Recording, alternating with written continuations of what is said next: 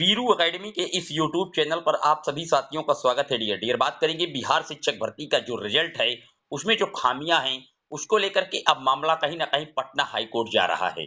जैसा कि आप जानते हैं कि डियर कि बीपीएससी के द्वारा जो एग्जाम करवाया गया उसकी काबिल तारीफ है कि एग्जाम को सही तरीके से करवाया गया, लेकिन कहीं ना कहीं जो रिजल्ट है उसमें कुछ गड़बड़ियां आई हैं और इनको लेकर के अब अभ्यर्थी माननीय कोर्ट की दहलीज पर खड़े होते नजर आ रहे हैं। क्योंकि आप जानते हैं कि इसमें कई विवाद हैं। पहला, नॉर्मलाइजेशंस को लेकर के विवाद की स्थिति बन गई है।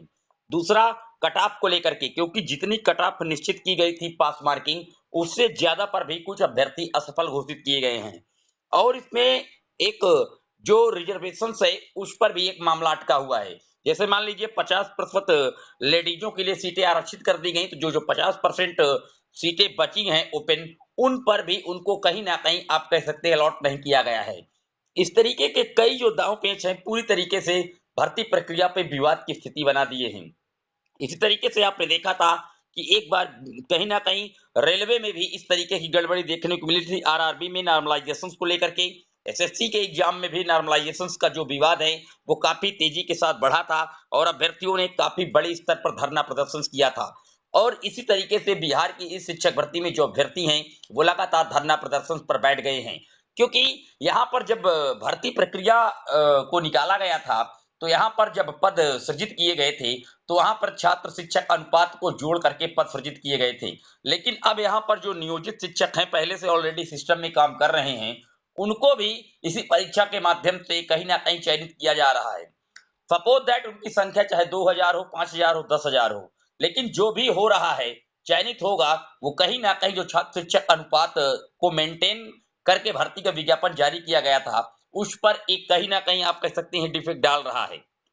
इस तरीके की जो कई बड़े पॉइंट हैं निश्चित तौर पर पूरी भर्ती प्रक्रिया को विवादों में उलझा रही हैं।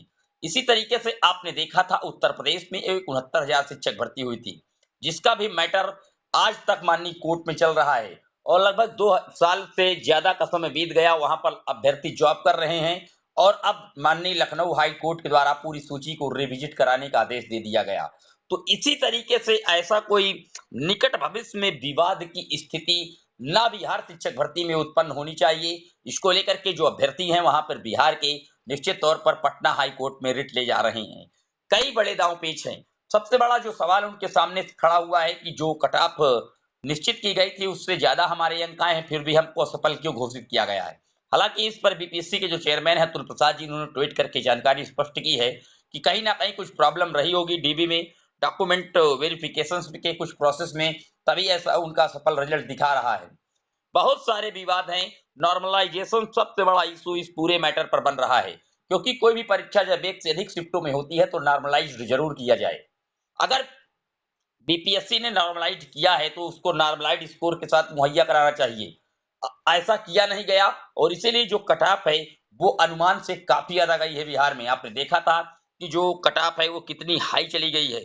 हालांकि केंद्रीय विद्यालय संगठन ने भी इस तरीके से नॉर्मलाइज करके अभी रिजल्ट को पब्लिश किया है, लेकिन उन्होंने बीएड के अभ्यर्थियों को इंक्लूड करके कहीं ना कहीं जो नॉर्मलाइज है वो किया था, इसीलिए उनकी भी मेरिट काफी अप जा रही है।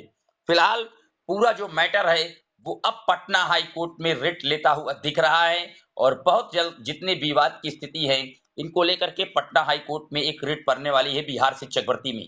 आप जानते हैं कि बिहार शिक्षक भर्ती की जो परीक्षाएं हैं बहुत शानदार तरीके से संपादित करवाई गई, लेकिन कहीं ना कहीं बीपीएससी ने नॉर्मलाइज्ड स्कोर को लेकर के कोई घोषणा नहीं की, जो एक सबसे बड़ा वीक पॉइंट साबित हो सकता है पूरी भर्ती में। और कट ऑफ ज्यादा जो चली गई उसका भी मैटर उलझ रहा है और कहीं ना कहीं रिजर्वेशंस के लिए जो सीटें किसी कैटेगरी के लिए ऑथराइज्ड की गई हैं और उसके अलावा कहीं ना कहीं मान लीजिए 100% सीटें में से 50% महिलाओं के लिए हैं और 50 शेष हैं, तो अगर उन पर जनरल के अभ्यर्थी जाती हैं तो फीमेल्स की, तो उनको भी वहां पर एडजस्ट किया जाए। इस तरीके की भी गलतियां की गई हैं। कई बड़े विवाद पूरे शिक्षक भर्ती में देखने को मिल रहे हैं और मामला अब धीरे धीरे पटना हाई कोर्ट जाता दिख रहा है। फिलहाल देखने वाली बात ये होगी कि पटना हाई कोर्ट पर ये मैटर को किस आधार पर कौन कौन से पॉइंट को लगाकर लगाया जाता है। लेकिन कुछ हमारे अभ्यर्थी हैं उनके फोन कॉल्स आए थे और उन्होंने मामले को पटना हाई कोर्ट में रिट करने की बात की जा रही है डियर। वहीं पर अलग एक जो ग्रुप है वो लगातार धरना प्रदर्शन पर बैठ गया है। बीपीएससी के हेडक्वार्टर पर शिक्षा मंत्रालय को कहीं न कहीं इस तरीके से सजग होकर के पूरी भर्ती प्रक्रिया को जल्दबाजी में करने के कारण कहीं न कहीं वाहवाही लेने के लिए कि हमने अपने यहाँ छठे चरण में, 7वें चरण में इतनी भर्तियाँ कर दी। इसके चक्कर में जल्दबाजी में कुछ जो खामियाँ हैं, वो ज़रूर की गई हैं। पूरे वीडियो पर आपकी क्या राय है? कमेंट ज़रूर करिएगा। आखिरकार जो ये मैटर है, वो किस तरीके से माननीय कोर्ट की शरण में जा रहा है, उम्मीद करता हूँ कि क्लियर हुआ होगा। अभी भी कोई सवाल आपका है बिहार शिक्षक भर्ती के रिलेटेड कमेंट कर दीजिएगा, लेकिन निश्चित तौर पर पटना हाई कोर्ट में जो रेट है वो लगने वाली है। फिर मिलेंगे एक और वीडियो में, तब तक के लिए जय हिंद, जय भारत।